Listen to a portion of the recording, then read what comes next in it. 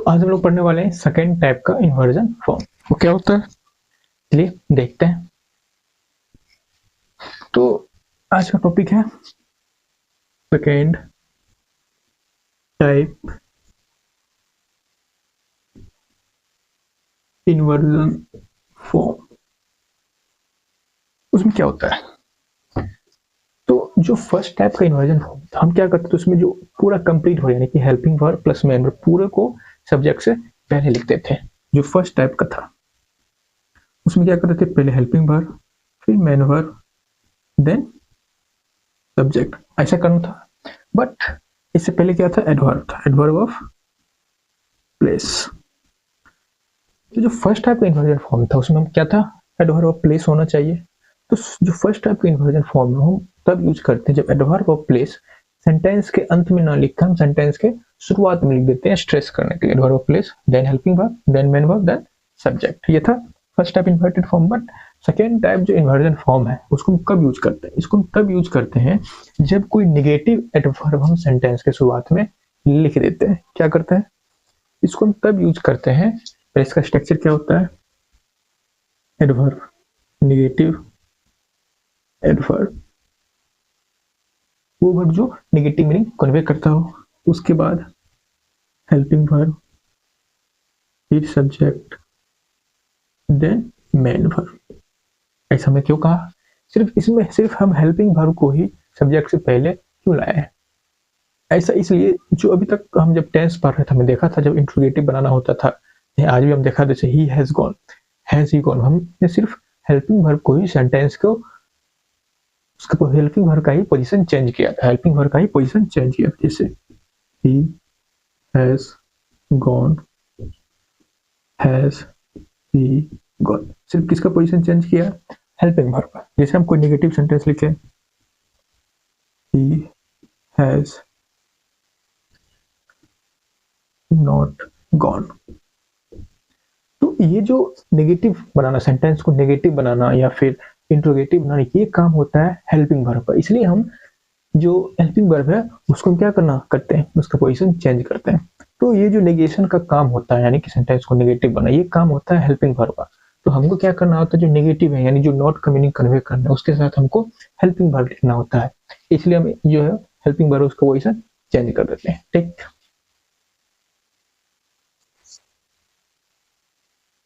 ये स्ट्रक्चर होगा इसका, negative adverb plus helping verb then subject then main verb. ये हो गया सेकेंड टाइप का inversion form.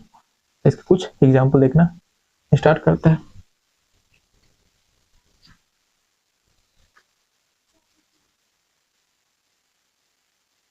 Never we blame anyone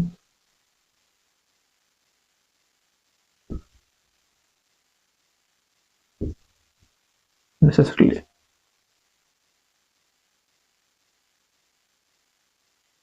तो हमें लिखा है कि never we blame anyone unnecessarily, unnecessary हम किसी को ब्लेम नहीं करते हैं। तो अब यहाँ क्या है, ये नेवर क्या है,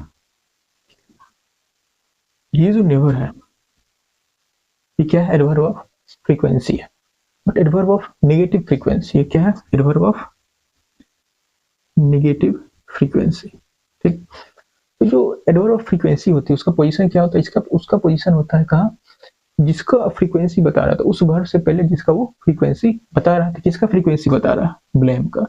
we never blame anyone unnecessarily, तो इसका विजुअल पोजीशन क्या है, इस जो वर्ब है उससे पहले। तो ये तो गलत है।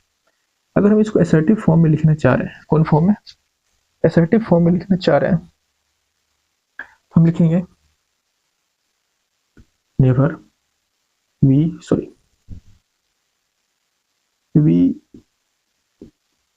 नेवर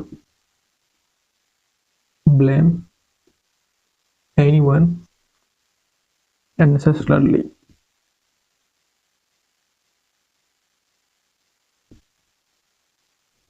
अननेसेसरली हम किसी को ब्लेम नहीं करते। ये हो गया असर्टिव फॉर्म में। ये क्या है, असर्टिव फॉर्म। इसका जो विजुअल पोजीशन है हमने उसको वहां लिख दिया। इसका जो विजुअल पोजीशन है हमने उसको वहां लिख दिया। बट अगर हम इसको यही लिखना चाहते हैं, ये सेंटेंस की शुरुआत में ही स्ट्रेस करने के लिए हमको क्या करना होगा, इसको इन्वर्टेड फॉर्म में लिखना होगा। इन्वर्टेड फॉर्म में कैसे लिखेंगे, ये तो ये सही है, ये हो गया असर्टिव फॉर्म, ये सही है। इसका जहाँ पोजीशन होता है, जो एडवर्ब फ्रीक्वेंसी है, इसका पोजीशन होता है जिसको जिसकी फ्रीक्वेंसी को वो बता रहा है उसको पहले लगना है। तो इस वर्ब एक्शन की फ्रीक्वेंसी को पता था, हमने पढ़ा था जो टाइप्स एडवर्ब में जो एडवर्ब फ्रीक्वेंसी होता है वो क्या करता है, किसी एक्शन के होने का फ्रीक्वेंसी बताता है, वो एक्शन कैसे रिपीट हो रहा है। तो ये हमने बताया, इसके पहले लिख दे तो सही हो गया। बट अगर हम इसको ऐसे लिखना चाह रहे हैं तो हमको इन्वर्टेड फॉर्म में लिखना होगा।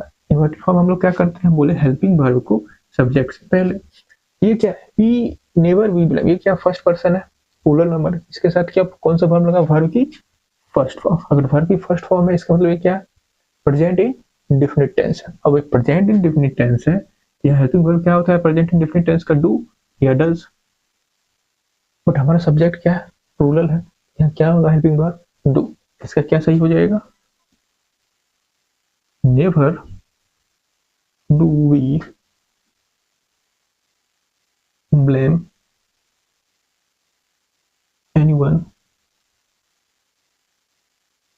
unnecessarily, never do we blame anyone unnecessarily। ठीक, ये होगा इसका सही आंसर।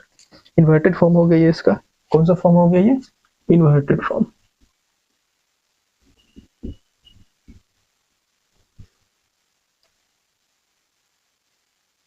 ये हमको समझना यही कि अगर हम नेगेटिव एडवर्ब, चाहे एडवर्ब ऑफ फ्रीक्वेंसी हो, चाहे एडवर्ब ऑफ टाइम हो, चाहे वो एडवर्ब ऑफ प्लेस का अलग रूल होगा, उसमें second type of inverted, first type of inverted form आएगा। तो फर्स्ट जो second type of inverted form है, चाहे नेगेटिव एडवर्ब लिखें, चाहे एडवर्ब ऑफ डिग्री लिखें, चाहे एडवर्ब ऑफ मैनर लिखें, अगर कोई भी टाइप का नेगेटिव एडवर्ब अगर हम सेंटेंस की शुरुआत में लिख रहे हैं तो हमको फर्स्ट टाइप का इन्वर्टेड फॉर्म यूज करना। बट अगर एडवर्ब ऑफ प्लेस यूज हुआ है तो सॉरी, अगर एडवर्ब ऑफ कोई भी टाइप का एडवर्ब, चाहे adverb of degree, adverb of frequency, adverb of manner, अगर वो नेगेटिव फॉर्म में यूज हुआ है तो हमको सेकंड टाइप का इन्वर्टेड फॉर्म यूज करना। उसमें क्या करते हैं, helping verb, then subject, then main verb. But अगर हम एडवर्ब ऑफ प्लेस यूज कर रहे हैं तो हमको फर्स्ट टाइप का इन्वर्टेड फॉर्म यूज करना। पहले क्या, पूरा कंप्लीट वर्ब, हेल्पिंग वर्ब, फिर मेन वर्ब, देन सब्जेक्ट, तो ये स्ट्रक्चर हमको यूज करना है। ठीक,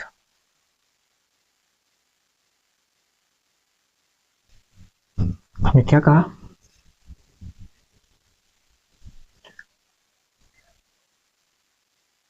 तो जो फर्स्ट टाइप का इन्वर्टेड फॉर्म है उसमें क्या कब यूज करेंगे, एडवर्ब ऑफ प्लेस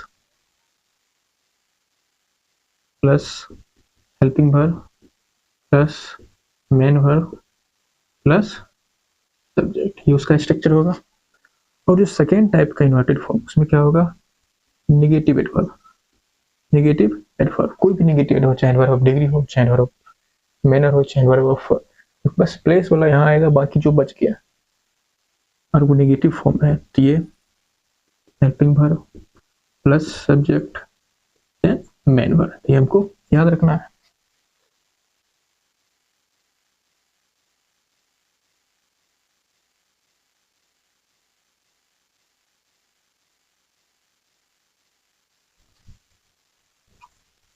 जैसे हमने लिखा कि hardly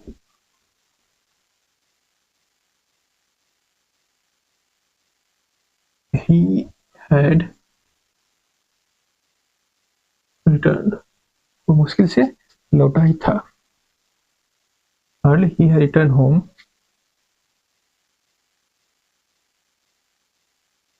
when the lights went off, hardly he had returned home when the light went off। तो वह घर लौटा ही था कि लाइट क्या हो गया, कट गया। अब हम यहाँ जो हार्डली है हमने इसको सेंटेंस की शुरुआत में लिखा है। हार्डली मतलब होता है ऑलमोस्ट, ऑलमोस्ट नॉट। ये क्या होता है, एडवर्ब ऑफ फ्रीक्वेंसी है, सॉरी एडवर्ब ऑफ डिग्री है। इसका पोजीशन क्या होता है, इसका पोजीशन होता है जिसकी डिग्री को वो इंक्रीज करो उसके साथ लिखना है। क्या होगा, hardly had, he had hardly return home when the light went of, तो इसकी डिग्री को इंक्रीज कर रहा है तो बस जस्ट लौटा ही था। तो ये जो एडवर्ब ऑफ डिग्री होता है उसका पोजीशन क्या होता है, जिसकी डिग्री को इंक्रीज कर रहा है उसके पहले यूज किया जाता है। अगर हम इसको असर्टिव फॉर्म में लिखें तो ये क्या, ये तो गलत है। तो एक सही तरीका है इसको असर्टिव फॉर्म में लिखें, ही हैड, इसका जो यूजुअल पोजीशन है क्या है कि ये यूजुअल पोजीशन क्या है कि जिसकी डिग्री को इंक्रीज कर रहा है उसके साथ लिखा जाएगा। He had return home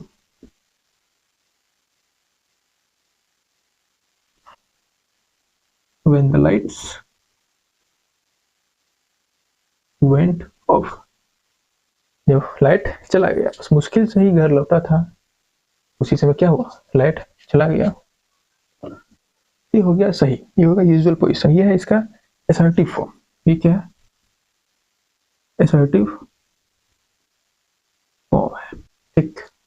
but इसका असर्टिव फॉर्म ये है, तो बट इसका अब हमको इन्वर्टेड फॉर्म लिखना है, तो इन्वर्टेड फॉर्म लेना, ये नेगेटिव है, तो हमको क्या करना होगा, जो हेल्पिंग वर्ब है, जो हेल्पिंग वर्ब है ये क्या है, हेल्पिंग वर्ब है, इसको क्या कर देना है, सेंटेंस के शुरुआत में लिख देना है, मतलब इसको यहाँ से हटा देंगे, हटा देंगे, लिखे hardly had he return home when the lights went of. अब ये सही हो गया, ये हो गया हमारा इन्वर्टेड फॉर्म, ठीक।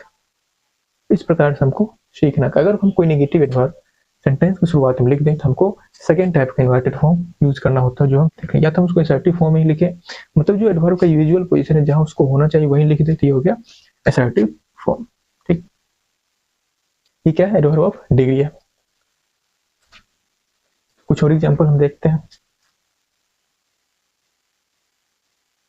हमें लिखा no sooner the match had begun than it started, मतलब जैसे ही बारिश हुआ, जैसे ही बारिश हुआ, सॉरी, जैसे ही मैच स्टार्ट हुआ बारिश होने लगी, मतलब जस्ट स्टार्ट हुआ मैच की बारिश होने लगी। तो ये जो हमने नो सूनर लिखा है, सून क्या होता है,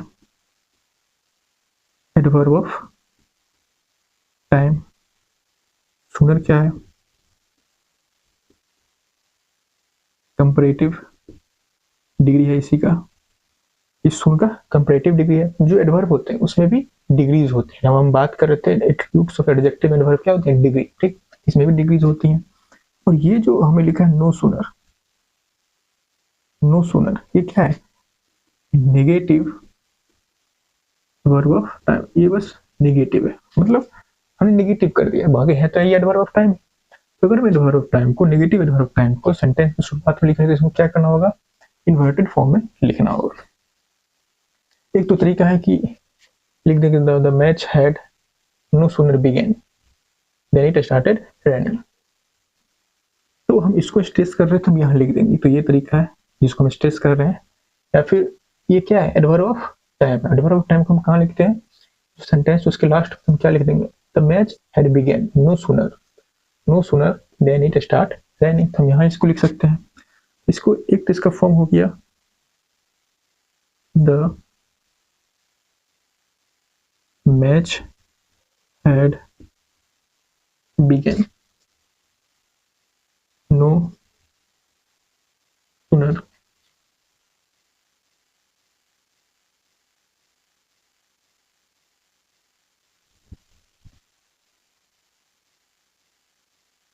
देन इट स्टार्टेड रेनिंग। तो मैसेज सारे no sooner than started raining, क्योंकि हमने यहाँ कंपैरेटिव डिग्री लिखा है तो हमने यहाँ देन लिखा है, ठीक, ये हम समझ गए। ये हो गया इसका असर्टिव फॉर्म, ये हो गया इसका assertive form.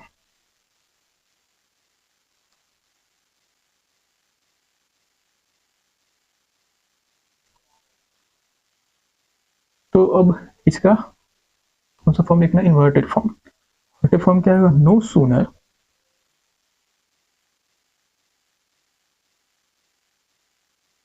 Had the match begun than it started raining. No sooner had the match begun than it started raining, ये इसका दूसरा जवाब हो गया। तो इस प्रकार से हम लोग आंसर लिख सकते हैं, ठीक।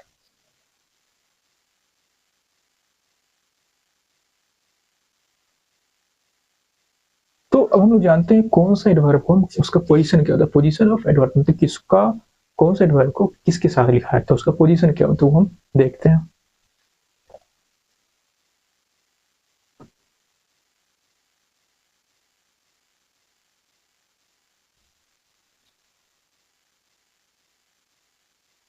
ये इसका असर्टिव फॉर्म है, ये इसका इन्वर्टेड फॉर्म है।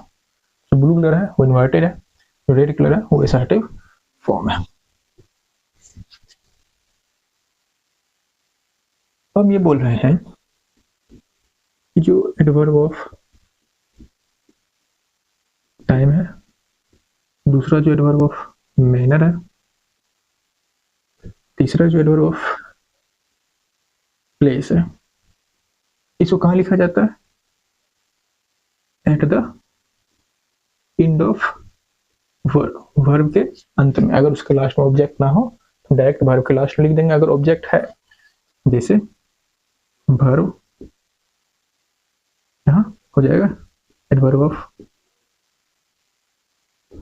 टाइम, फिर प्लेस या फिर मैनर, ये उसका विजुअल पोजीशन है। अगर ऑब्जेक्ट ना हो तो, ठीक। दूसरा क्या है, अगर उसके पास है, उसके पास ऑब्जेक्ट है, तो पहले उसका object, then adverb of time, place and manner, ये इसका स्ट्रक्चर है।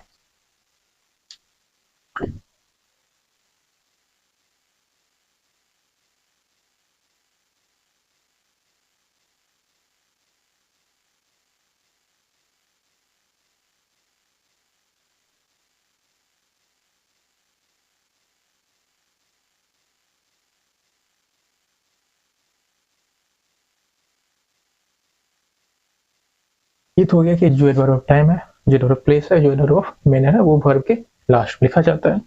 दूसरा आता है हमारा adverb of frequency plus verb, ये वर्ब से पहले लिखा जाता है। जैसे हमने देखा जो था हमारा नेवर, तो नेवर को हमने कैसे लिखा था, वर्ब के पहले। एडवर्ब ऑफ फ्रीक्वेंसी है, वर्ब के पहले लिखा जाता है। और जो एडवर्ब है, adverb of degree,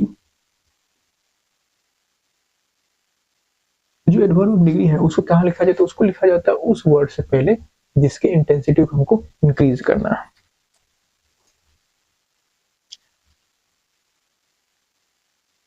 right before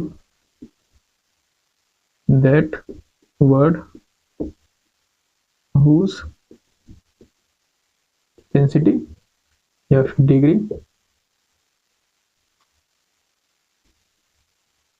want to increase, जिसका डिग्री हम इंक्रीज करना चाहते हैं उसके साथ हम लिखते हैं एडवर्ब ऑफ डिग्री। तो ये इसका स्ट्रक्चर, इसको भी याद रखना है। और जो एडवर्ब ऑफ टाइम है तो व्हेन का रिप्लाई है, adverb of degree how much या व्हाट एक्सटेंट का रिप्लाई है, adverb of frequency, adverb of frequency किसका रिप्लाई है, हाउ ऑफ्टन का रिप्लाई है। जो एडवर्ब ऑफ मैनर है हाउ का रिप्लाई है। जो एडवर्ब ऑफ प्लेस है वो वेयर का रिप्लाई, जो हम पहले ही पढ़ चुके हैं, ठीक। और भी कुछ एग्जांपल देखते हैं, ठीक।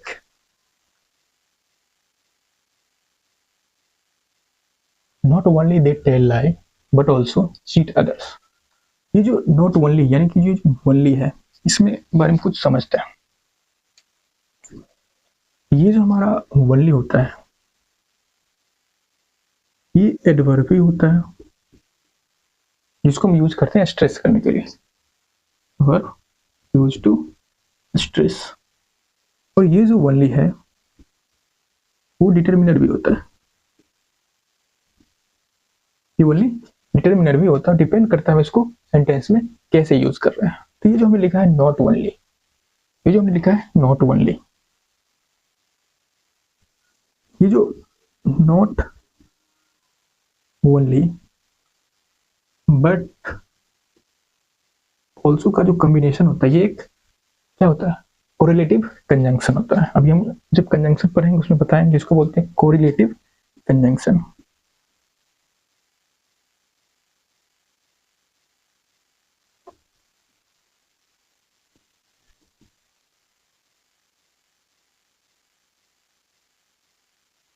कोरिलेटिव, CORRE, कोरी LA, कोरिलेटिव कंजंक्शन।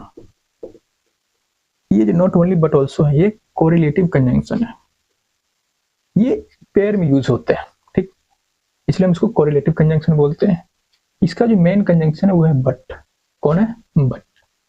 तो अगर इसका चूंकि ये कौन सा कंजंक्शन, कोरिलेटिव कंजंक्शन है, जो कि क्या है, कोरिलेटिव कंजंक्शन है। इसको हम कोरिलेटिव कंजंक्शन क्यों बोल रहे हैं? क्योंकि ये पेयर में यूज, अगर ये यूज हुआ है तो ये भी यूज होगा, अगर ये यूज हुआ है तो ये भी यूज होगा, इसलिए हम इसको कोरिलेटिव बोलते हैं, एक दूसरे के कोरिलेशन में यूज होते हैं। बट ये है क्या?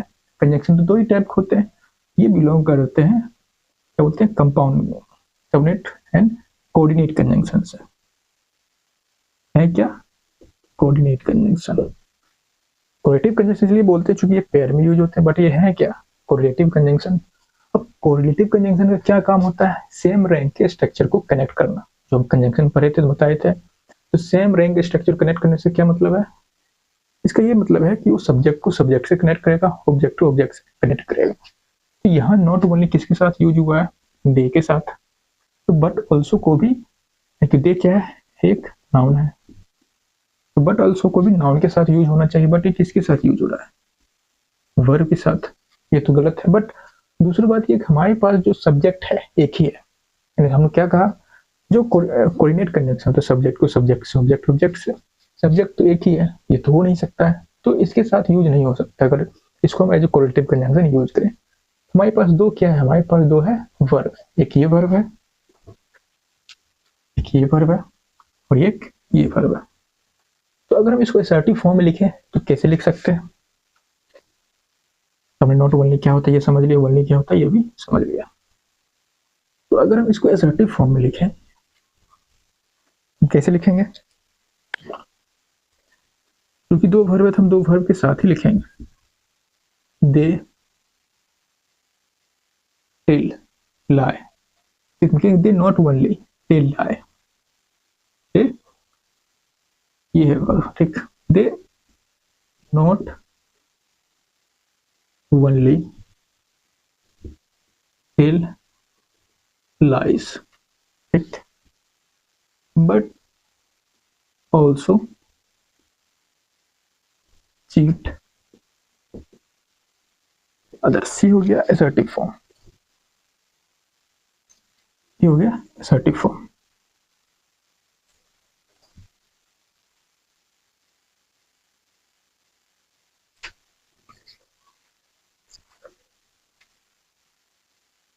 ये है वर्ब, ये भी है वर्ब, इसका असर्टिव फॉर्म हो गया।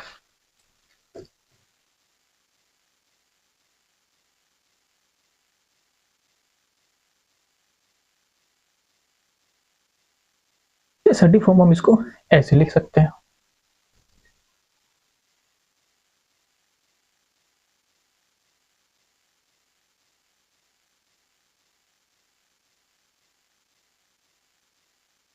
अब हम चाहते हैं कि इसको किस फॉर्म में लिखें। ये हो गया असर्टिव फॉर्म। बट मान लो हमारे पास ऐसा लिखा होता, हमारे पास लिखा होता नॉट ओनली, करेक्शन का आता दे टेल लाइज, इसके बाद होता बट ऑल्सो चीट अदर्स। ऐसे करेक्शन करने के लिए आ जाता। तो हम कैसे करेक्ट करते हैं? मतलब ये सेपरेट पार्ट है, मतलब आपको इस एक ही पार्ट में करेक्ट करना, या तो इस पार्ट को करेक्ट करना, या तो इस पार्ट को करेक्ट करना, या तो इस पार्ट को करेक्ट करना, यानी कि पूरा करेक्ट मतलब आप इसको उठा के इधर उधर नहीं कर सकते हो। हम क्या करेंगे? अब कोई बच्चा बोलेगा सर यहाँ नॉट ओनली है, तो ये जो हमने किया नॉट ओनली का यूज किसके लिए किया? सब्जेक्ट के लिए। हम क्या करते हैं सर कि यहाँ भी एक यहाँ दे लिख देते हैं, not only they tell lie but they also cheat others. तो ये सही नहीं होगा, क्योंकि जो बट ऑल्सो है उसका रेफरेंस अभी भी क्या होगा, अभी भी उस वर्ब का ही रेफरेंस दे रहा होगा। इसका रेफरेंस दे रहा होगा, उस वर्ब का ही रेफरेंस दे रहा होगा। इसलिए इसको सही करने का एक ही तरीका है, जिसको इन्वर्टेड फॉर्म में लिख दो। यहाँ क्या लिख दो, not only do they tell lie but also cheat others. ये क्या है, एक टेल लिखा है, वर्ब का फर्स्ट फॉर्म है, इन्वर्टेड फॉर्म में लिख दिए। ठीक,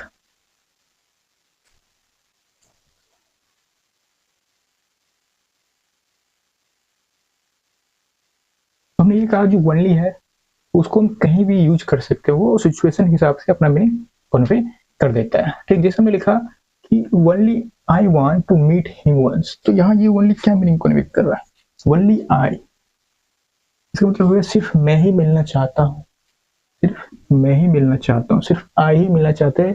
तो अगर जिसके साथ ओनली लगा वो बता रहा है सिर्फ इस पर फोकस करो, बाकी सबको हटा दो।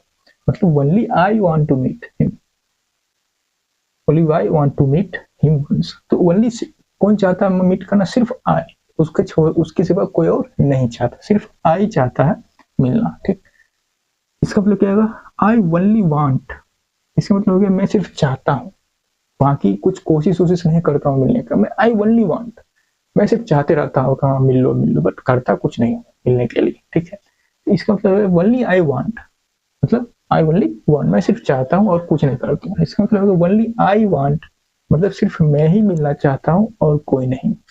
इसका मतलब ये होगा आई ओनली वांट, मतलब से मैं सिर्फ चाहते रहता हूँ करता कुछ नहीं हूँ। I want only to meet, ये जो वांट वर्ब, ये जो इन्फिनिटिव है इसका ऑब्जेक्ट है इस वांट वर्ब का। हम ये बोल रहे कि मैं I want only to meet, मैं सिर्फ उससे मिलना चाहता हूँ, मैं बातचीत कुछ नहीं कर, मैं सिर्फ मिलना चाहता हूँ और कुछ नहीं करना चाहता हूँ। मतलब यहाँ हम मिलने पर फोकस कर रहे हैं कि मैं सिर्फ मिलना चाह रहा हूँ, नहीं बात करना है, कुछ नहीं करना, बस मिल लिया बात खत्म। एक I want to meet only him, I want to meet only him, ये जो टू मीट इन्फिनिटिव है, ये हिम उसका अपना ऑब्जेक्ट है, ये जो हिम है, ये जो हिम है इस टू मीट इन्फिनिटिव का ऑब्जेक्ट, ये जो वांट है इसका ऑब्जेक्ट टू मीट है। तो ये हम बोल रहे हैं कि I want to meet only him, मैं सिर्फ उसी से मिलना चाहता हूँ और किसी से नहीं। यहाँ फोकस कर रहे हिम पर, मैं सिर्फ उसी से मिलना चाहता हूँ और किसी से हमको नहीं मिलना है। I want to meet him only once, मैं उससे मिलना चाहता हूँ बस एक बार, उससे ज्यादा नहीं। ये दोनों का जो मीनिंग है सेम है। अगर कोई सेंटेंस उसका लास्ट में वन लिखे या उस एक वर्ड पहले वन लिखे, दोनों का मीनिंग सेम होता है। यहाँ भी वही मीनिंग हुआ, I want to meet him only, मैं सिर्फ बस उससे एक बार मिलना चाहता हूँ। तो ये सब, ये दोनों का मीनिंग सेम है। तो हमने देखा डिफरेंट यूज ऑफ ओनली, तो दोनों अलग अलग पोजीशन होने से उसका अलग अलग मीनिंग कैसे, यहाँ कुछ और मीनिंग निकला, यहाँ कुछ और मीनिंग निकला, यहाँ कुछ और मीनिंग निकला। ठीक,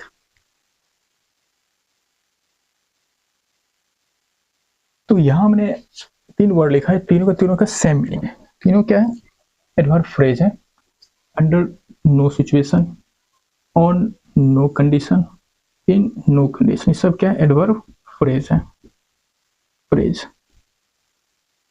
क्या है, reply off when, adverb of time है। तो अपनी विजुअल पोजीशन जहां होना चाहिए उससे पहले लिखा है हमने अंडर नो सिचुएशन, क्या होगा, सेल आई हेल्प हिम, हम क्या लिखा, इन्वर्टेड फॉर्म में लिखा।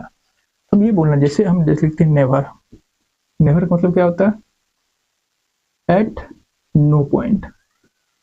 तो यहाँ ये लिखने का क्या पर्पस है कि आप चाहे एडवर्ब फ्रेज लिखो, चाहे नेगेटिव एडवर्ब फ्रेज लिखो, चाहे वन वर्ड का एडवर्ब लिखो जो नेगेटिव मीनिंग कन्वे कर रहा हो, हर एक सिचुएशन में हमको इन्वर्टेड फॉर्म में लिखना चाहिए। एडवर्ब फ्रेज हो, चाहे वो ए सिंगल वर्ड एडवर्ब हो जो नेगेटिव मीनिंग कन्वे करना हो, तो सारी सिचुएशन में हमको क्या करना है, इन्वर्टेड फॉर्म लिखना है सेकंड टाइप की। ठीक,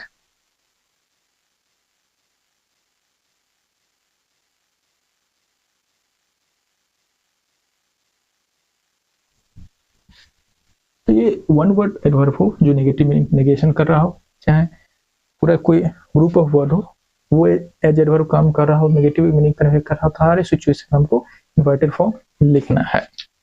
एक और हम लिखते हैं, not only they but also you have been invited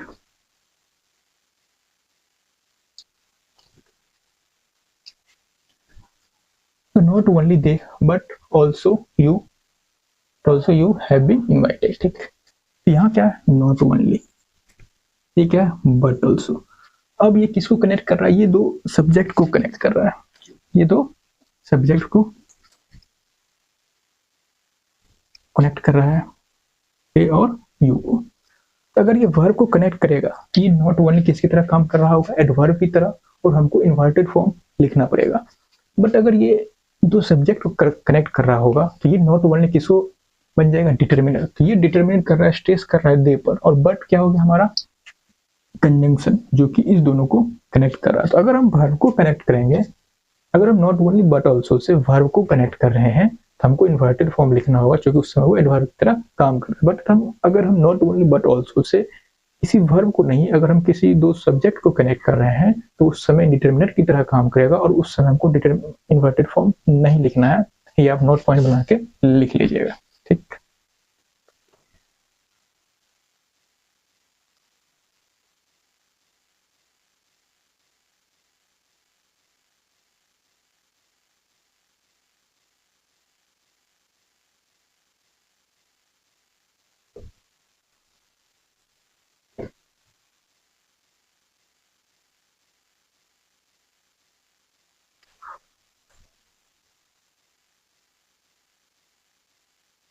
समझ गए।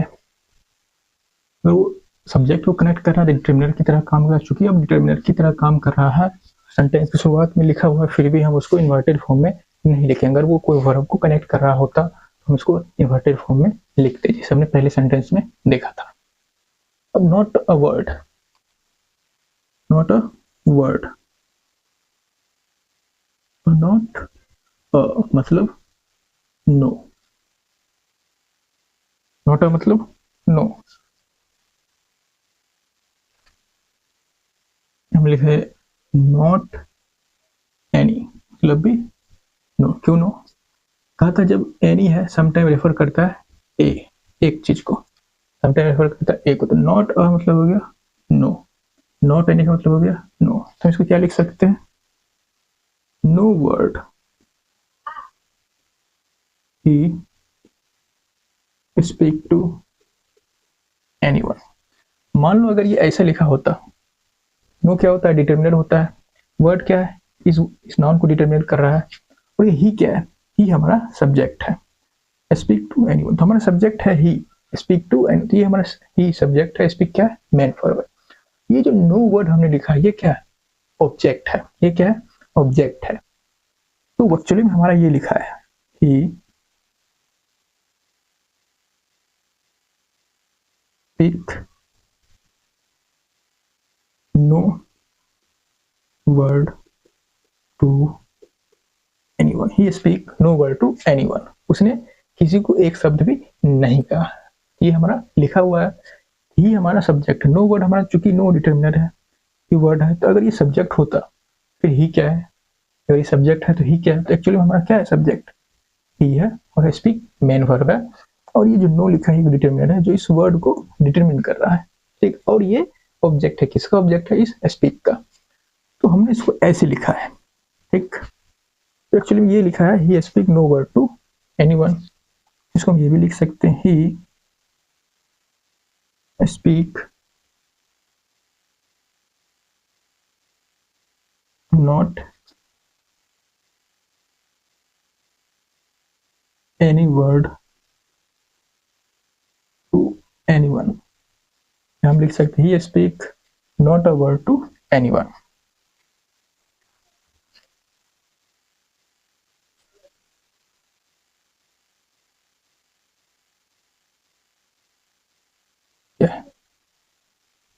ही स्पीक,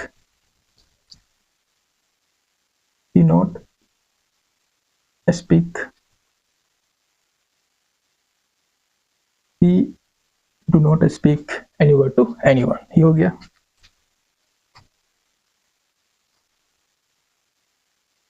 ये है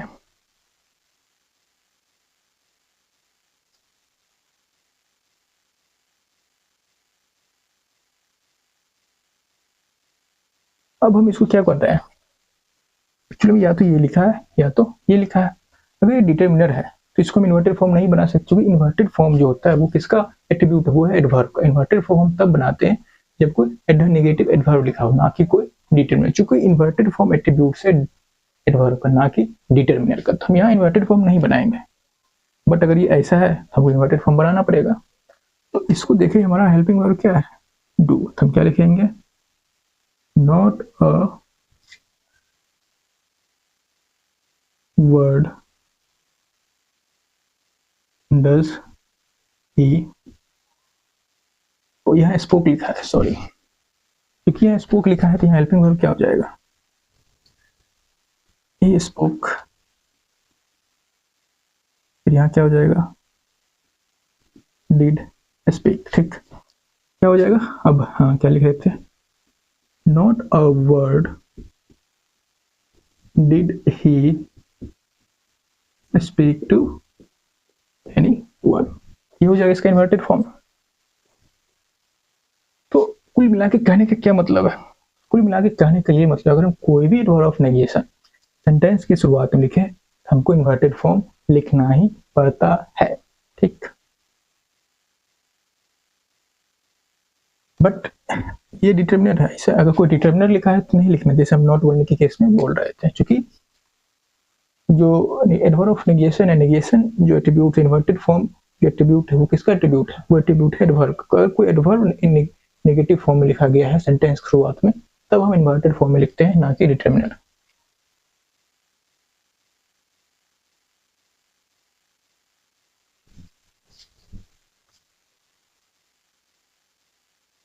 लिखा so fast he ran that couldn't catch him. तो यहाँ भी क्या है, हमने एडवर्ब लिखा है सेंटेंस शुरुआत में।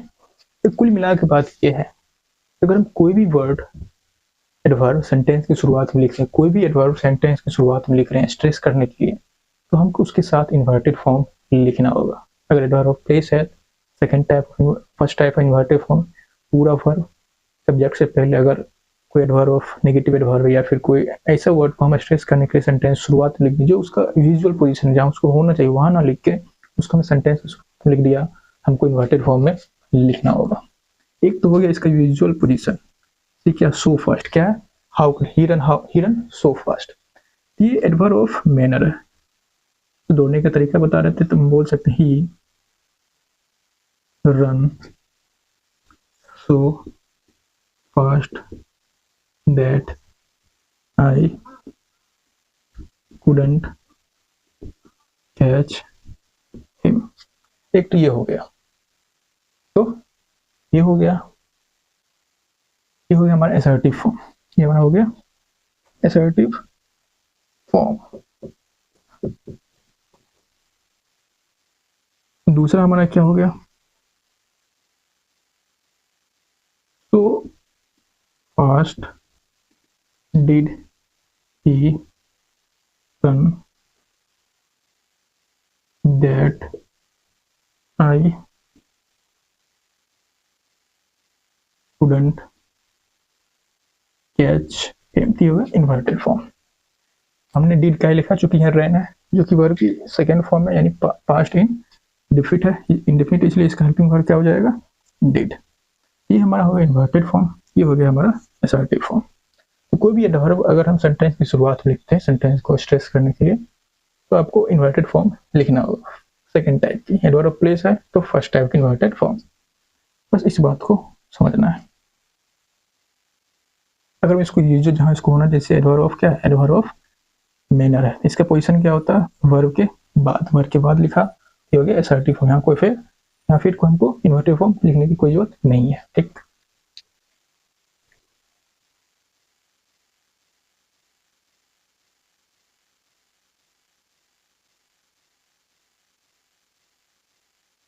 only if he agreed to help us we can finish the job। यहाँ में लिखा है only if he agreed to help us।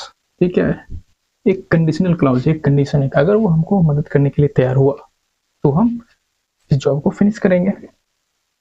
और ओनली लिख के हम इस पूरे कंडीशन को क्या कर रहे हैं, स्ट्रेस कर रहे हैं। और ओवरऑल सेंटेंस को स्ट्रेस करने के लिए हम इसको पूरा जो सबऑर्डिनेट क्लॉज है उसको हम सेंटेंस की शुरुआत में लिख दिया।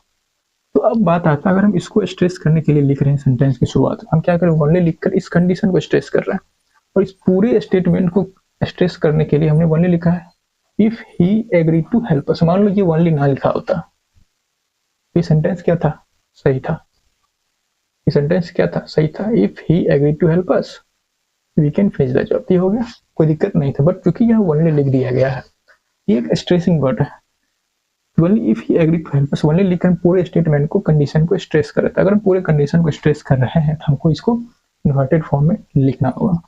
एक कंडीशनल एडवर्ब हो गया, क्योंकि जो सबऑर्डिनेट क्लॉज है वो एडजेक्टिव की तरह काम करते हैं, नाउन की तरह काम करते हैं और एडवर्ब की तरह काम करते हैं। कंडीशन ऑफ एडवर्ब हो गया, ओनली लिख हम इसको स्ट्रेस कर रहे हैं। अब हमको इन्वर्टेड फॉर्म में लिखना है, हम किसको इन्वर्टेड फॉर्म लिखें, इसको लिखें या इसको लिखें, ये पूरे तो एडवर्ब हो गया, एडवर्ब को तो मैं इन्वर्टेड फॉर्म नहीं लिखे, इन्वर्टेड फॉर्म में किसको लिखेंगे, जिसको ये स्ट्रेस कर रहा है, ये पूरा तो एडवर्ब की तरह ही काम कर रहा है, स्ट्रेसिंग एडवर्ब था, मेन क्लॉज को इन्वर्टेड फॉर्म में लिखेंगे। ठीक, क्या लिखेंगे, तो सही कर दे, we can finish the job, ये क्या हो जाएगा, can be finish the job, inverted form में लिख दिया। इसको कहीं नहीं चेंज किया, क्योंकि पूरा तो एडवर्ब की तरह ही काम कर, सबनेट क्लॉज पूरा एडवर्ब की तरह काम कर रहा, हम जो मेन एक्शन है उसको इन्वर्टेड फॉर्म में लिखते हैं, ना कि एडवर्ब को। एडवर्ब तो ये स्ट्रेसिंग करने के लिए ही यूज हुआ है, इसलिए हमने इसको इन्वर्टेड फॉर्म में लिख दिया। ठीक, इसी प्रकार जैसे only after the match was over did they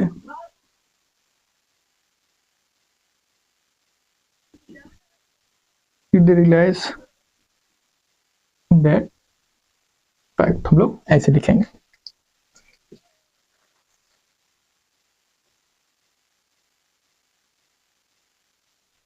तो ओनली लिखे हम क्या करें, ये जो पूरा एडवर्ब ऑफ टाइम, ये क्या एडवर्ब ऑफ टाइम, ठीक है, पूरा ये पूरा जो क्लाउज है ये टाइम को डिपिक्ट कर रहा है, ये एडवर्ब क्लाउज है जो कि टाइम को रेफर कर रहा है। इस टाइम को स्ट्रेस करने के लिए हमने यहाँ ओनली लिख दिया, इस टाइम को स्ट्रेस करने के लिए हमने ओनली लिख दिया। अगर ये ओनली नहीं लिखा होता तो ये सही होता, इसलिए हमने इसको इन्वर्टेड फॉर्म में लिख दिया, तो ये अभी भी सही है। अगर इन्वर्टेड फॉर्म में ना लिखे और ओनली लिख दे तो ये गलत हो जाएगा, तो बस हमको ये ध्यान रखना है।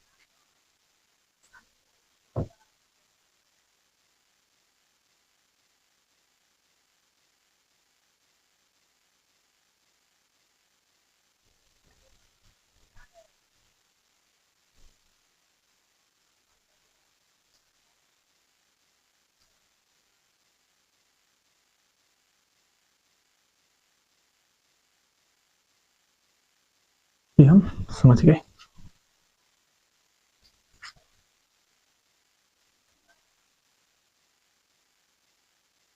only I only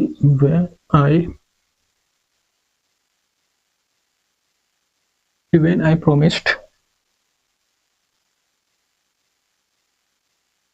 to help him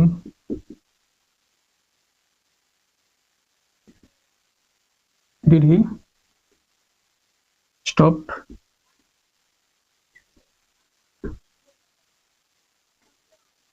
only when I promised to help him did he stop weeping। इसको भी हमको इन्वर्टेड फॉर्म हमने लिखा है, तो बस ये एक एग्जांपल हो गया,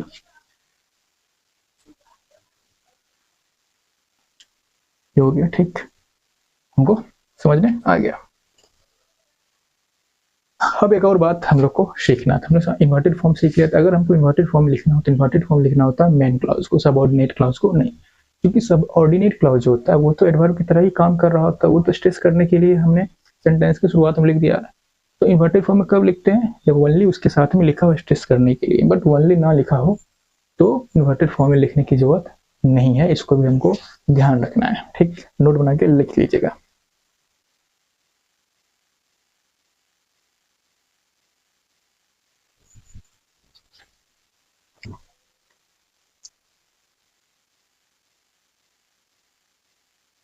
they have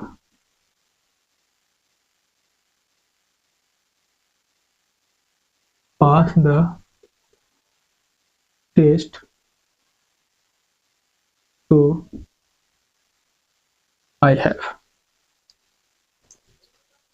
they have pass the test so I have, तो हमने कहा उन लोगों ने टेस्ट को पास कर लिया। हम ये स्टेटमेंट किसी को बता रहे हैं, they have pass the test. हमने किसी को कहा कि they have pass the test, फिर हमको याद है ओ ये काम तो हम भी कर लिए, हमने लिखा सो आई हैव। ये जो हमने लिखा है, ये जो हमने लिखा है इसको हम बोलते हैं स्टेटमेंट, इसको बोलते हैं एडिशनल स्टेटमेंट, या फिर बोलते हैं एडिशनल इंफॉर्मेशन।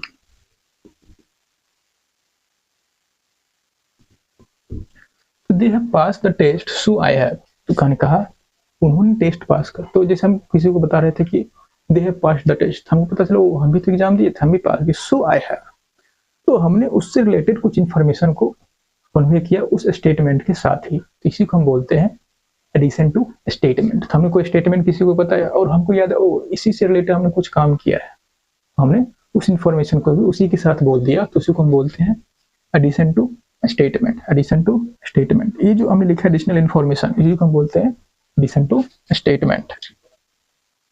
तो अगर हम कभी कोई सेंटेंस बोलते हैं और उसके साथ में अगर हम कुछ एडिशनल इन्फॉर्मेशन देते हैं, इसी एडिशनल इन्फॉर्मेशन को अगर हम कोई स्टेटमेंट बोलते हैं या फिर सेंटेंस बोलते हैं और इस सेंटेंस के साथ अगर कोई एडिशनल इन्फॉर्मेशन देते हैं, इसी को हम बोलते हैं एडिशन टू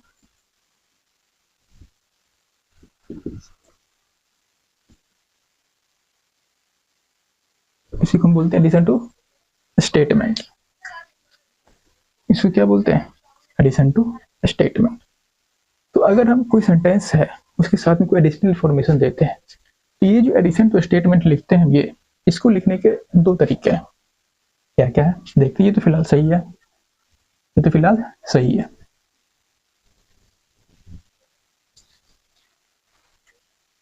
पहला, अगर हमारा जो स्टेटमेंट है वो पॉजिटिव है, तो एडिशन टू स्टेटमेंट कैसे लिखेंगे, सो तो जो कि एडवर्ब है, साथ में सब्जेक्ट देन हेल्पिंग वर्ब, ऐसे लिखेंगे नहीं, so then helping verb then subject. ये हो गया जब हमारा स्टेटमेंट क्या हो, पॉजिटिव हो। जब हमारा स्टेटमेंट नेगेटिव हो तो एडिशन टू स्टेटमेंट लिखने का दो तरीका है। सो एक नाइदर, या फिर हम नॉर लिखें, साथ में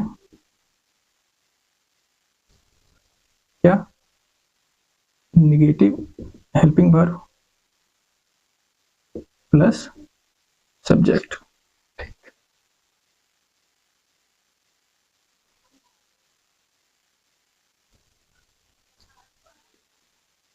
दूसरा क्या है, इसके लिखने का दो तरीका होता है, एक और हो गया subject plus negative helping verb plus either.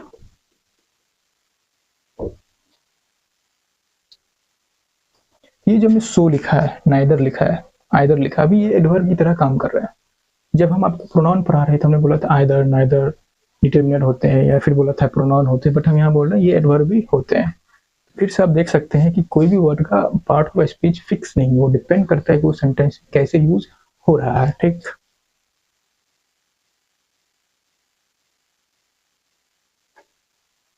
देखो they have pass the test so I have, ये हो गया इन्वर्टेड फॉर्म। तो हमने ये कहा कि ये जो हम लोग लिखते हैं इसमें हमने मेन वर्ब नहीं लिखा है, हेल्पिंग वर्ब तो लिखा है, सब्जेक्ट लिखा है, बट इसके बाद मेन वर्ब नहीं लिखा है। जो एडिशन टू स्टेटमेंट है, मतलब जो एडिशनल इंफॉर्मेशन है उसमें हम मेन वर्ब नहीं लिखते। क्यों नहीं लिखते हैं, क्योंकि जो एडिशनल इंफॉर्मेशन है होता है उसका जो मेन वर्ब होता है वो वही होता है जो इसका जो स्टेटमेंट होता है उसका जो मेन वर्ब होता है वो भी वही मेन वर्ब इस एडिशन टू स्टेटमेंट का भी मेन वर्ब होता है। इसलिए हम उस वर्ब को रिपीट करना नहीं चाहते हैं और हम नहीं लिखते हैं। तो हम क्या बोल रहे हैं, they have pass the test, तो हमने ये एडिशनल स्टेटमेंट क्यों लिखा, क्योंकि दे ने जो काम किया है पास करने का, आई ने भी वही किया है, तो हमको क्या लिखना है, सो हैव आई पास्ड, ये लिखने की कोई जरूरत नहीं है, तो ये अंडरस्टूड है, इसलिए हम यहाँ मेन वर्ब नहीं लिखते, ये समझ आ गया। तो अब हमने बताया था कि अगर पॉजिटिव स्टेटमेंट है तो so then helping verb then subject, अगर नेगेटिव स्टेटमेंट है तो नाइदर या नॉर लिख के हम लोग बनाते हैं एडिशन टू एडिशनल इन्फॉर्मेशन को देते हैं। तो यहाँ क्या क्या लिखेंगे, फिल करना है। तो हम लिखा he is watching a movie, he is watching a movie, क्या है पॉजिटिव स्टेटमेंट है सो, और ये क्या है आईएनजी फॉर्म है, इसका हेल्पिंग वर्ब क्या होगा, सो एम आई, ये हेल्पिंग वर्ब आई के हिसाब से आएगा, ठीक। फ्यू पीपल, फ्यू का मतलब क्या होता है, ऑलमोस्ट नो, ये नेगेटिव मीनिंग कन्वे कर रहा है, तो यहाँ हमको क्या होना, few people know it, nor do you, ये हो जाएगा नाइदर या नॉर, फ्यू मतलब ऑलमोस्ट नो होता है, तो हमको याद रखिए नेगेटिव दे रहा है, देखने में पॉजिटिव वाली लग रहा है, इसको हम पहले भी बता चुके हैं, इसका मतलब क्या होगा, not to, everyone tried best, everyone tried best, ये क्या है सेकंड फॉर्म है।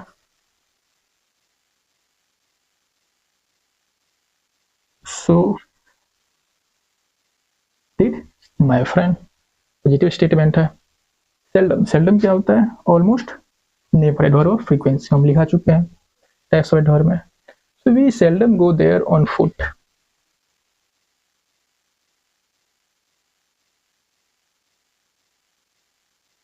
नाइदर डू ही, ठीक। तो इस हिसाब से हम लोग, ही है तो डज आ जाएगा,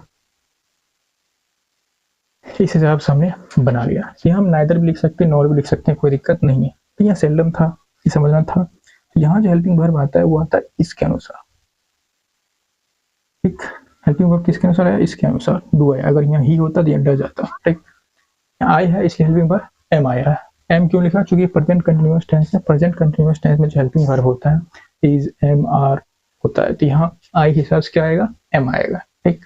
ये सब हमको ध्यान रखना है, जैसे they have pass the test, I के लिए भी जो हेल्पिंग वर्ब क्या होता है भी होता है, ये सब बात है ध्यान रखना है।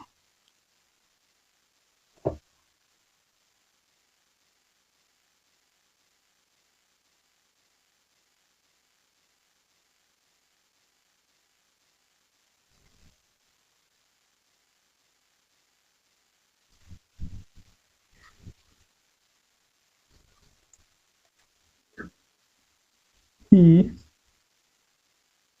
can't dance, but I can. He can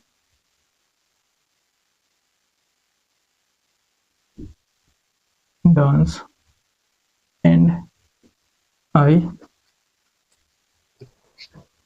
हमें दो स्टेटमेंट लिखा, अब देखा he can't dance but I can, he can't dance but I can, जो बट है ये ऐसे दो सेंटेंस को कनेक्ट करता है जो कंट्राडिक्टिंग इन नेचर होता है, मतलब अपोजिट इन नेचर होता है, इसका मतलब ये डांस करता है but I can, he can't dance but I can, वो डांस नहीं कर सकता और मैं कर सकता हूँ, ये तो सही है, अपोजिट स्टेटमेंट लिखना है। बट हमने लिखा यहाँ जो स्टेटमेंट है उसका अपोजिट यहाँ लिखना होता है, बट कंजंक्शन है तो, ठीक।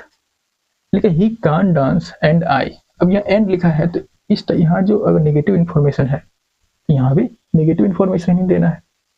अब एंड लिखा है और यहाँ एंड लिख दिए, सब्जेक्ट लिख दिए, इन्वर्टेड फॉर्म कैसे लिख पाएंगे, इन्वर्टेड फॉर्म तो पहले सब्जेक्ट नहीं आता, पहले एडवर्ब आता है, देन हेल्पिंग वर्ब आता है, देन सब्जेक्ट आता है, तब हम यहाँ क्या करेंगे, हम तुरंत बताए थे इन्वर्टेड फॉर्म लिखने का दो तरीका है, क्या, subject then negative helping verb, इसके लिए हेल्पिंग वर्ब क्या होगा, he can't dance, I can't, उसके साथ में क्या, आइदर, ये हो गया इसको सही लिखने का, ये हमने देखा।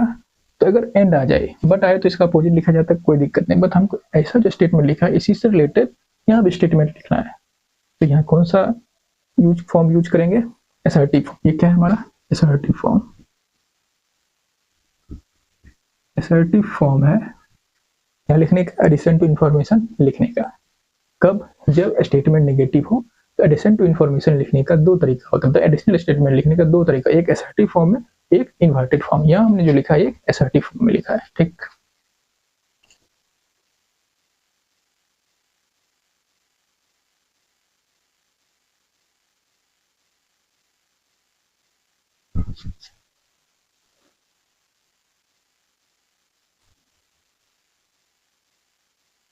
He can't dance, can't dance, and I can't।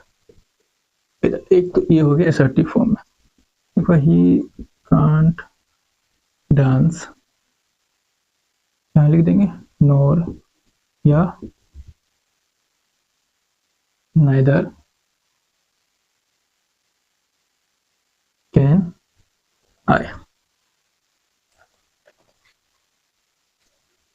ये हो गया हमारा इन्वर्टेड फॉर्म, ये हमारा हो गया assertive form. He can't dance and I can't either, ये हो गया हमारा assertive form. He can't dance nor या नाइदर कैन आई, ये हो गया इन्वर्टेड फॉर्म, ठीक। ये दोनों हम लोग समझ गए। तो नेगेटिव टू स्टेटमेंट लिखने का, एडिशन टू स्टेटमेंट लिखने का जब स्टेटमेंट नेगेटिव हो तो दो तरीका है, ठीक। एक क्वेश्चन लिखते हैं और देखते हैं क्या होता है।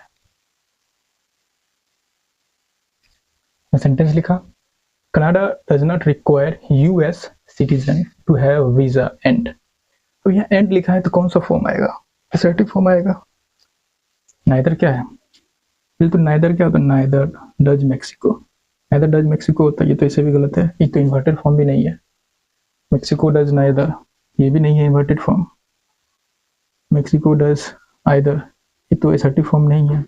असर्टिव फॉर्म हाँ, Mexico subject helping verb and either, ये क्या है, नेगेटिव वर्ब नाइदर, तो ये हमारा सही हो गया। ये तो इन्वर्टेड फॉर्म भी नहीं है, तो ऑप्शन नंबर सी हो जाएगा सही। और अगर हमको एंड यहाँ नहीं लिखा होता तो हम क्या लिख देते हैं, नाइदर डज मैक्सिको। अगर एंड नहीं लिखा होता तो हम लिख देते, बट यहाँ भी सी सही है, ठीक। बाकी इसमें कोई इस फॉर्म में नहीं लिखा, नाइदर के साथ डज आना चाहिए था, बट कोई ऐसा फॉर्म में नहीं लिखा गया है, ठीक। 8 नंबर का ऑप्शन नंबर सी सही होगा। अब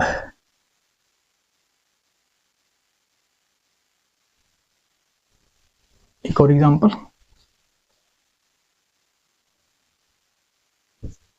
wheat is not native to India and barley is neither। Wheat तो गेहूं होता है, barley क्या होता है पता करो, गूगल से। Wheat is not native to India and barley is neither। तो अगर यहाँ ये तो होगा नहीं, एंड लिखा है, हमको क्या चाहिए, क्या चाहिए, असर्टिव फॉर्म, तो यहाँ क्या हो जाएगा, नॉट इज barley, सब्जेक्ट हो गया, is not either, barley is not either. या ये एंड को अगर हम नहीं लिखे तो क्या हो जाएगा, नाइदर या नॉर barley इज, ठीक। या नॉर इज barley, ये हो गया। तो ये हो गया, या तो हम लिखे एंड है तो ये लिखे असर्टिव फॉर्म, ये तो नहीं होगा, असर्टिव फॉर्म ये नहीं है। barley is not either, subject then negative helping verb plus either. या फिर अगर एंड नहीं लिखना है तो ये लिखे wheat is not native to India, neither या नॉर इज barley। ये दो ऑप्शन हमारे पास अवेलेबल है। ये हो गया इन्वर्टेड फॉर्म, ये हो गया असर्टिव फॉर्म। तो जो हमारा एडवर्ब चैप्टर है वो खत्म हो गया और नेक्स्ट क्लास से हम लोग स्टार्ट करने वाले हैं फ्रेज। फ्रेज क्या होता है, ठीक।